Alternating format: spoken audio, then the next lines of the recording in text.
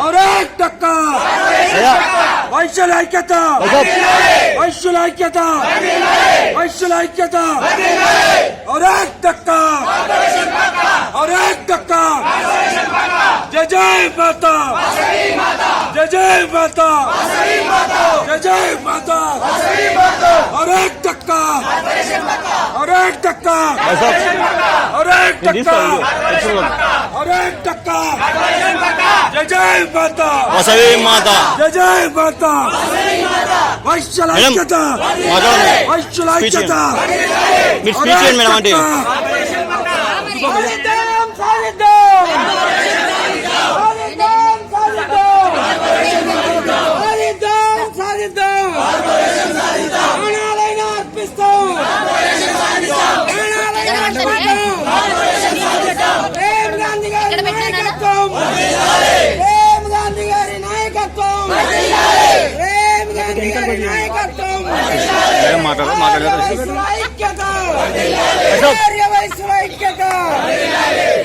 దేవుని ఇట్లా ప్రార్థిస్తున్నట్టు మేడం చెప్పండి స్టార్ట్ చేయండి.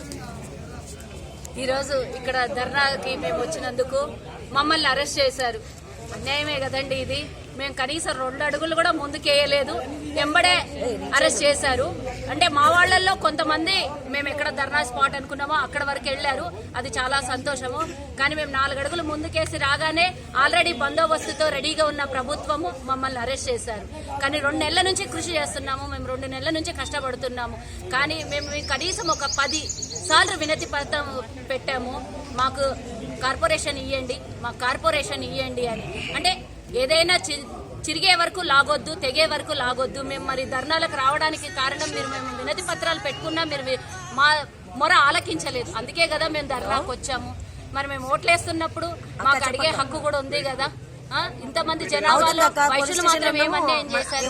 ఓసీలకు ఏమాత్రం మొన్న ఇచ్చిన బడ్జెట్ లో ఎక్కడ కూడా మాకు ప్రస్తావనే లేదు. ఓసీ రిజర్వేషన్ల గురించి గానీ, ఓసీ కార్పొరేషన్ గానీ మిగతా అన్నిటికీ ఇచ్చారు. అలాగే మేము కూడా సమాజంలో బతుకుతున్న వాళ్ళమే, మేము కూడా ఓటేసిన వాళ్ళమే, మేము కూడా రాష్ట్ర ప్రజలమే. మరి మాకెందుకు అన్యాయం జరుగుతుంది? 70 ఏళ్ల నుంచి మేము ఎప్పుడన్నా ఇది కావాలి అని ఏదన్నా అడిగామా?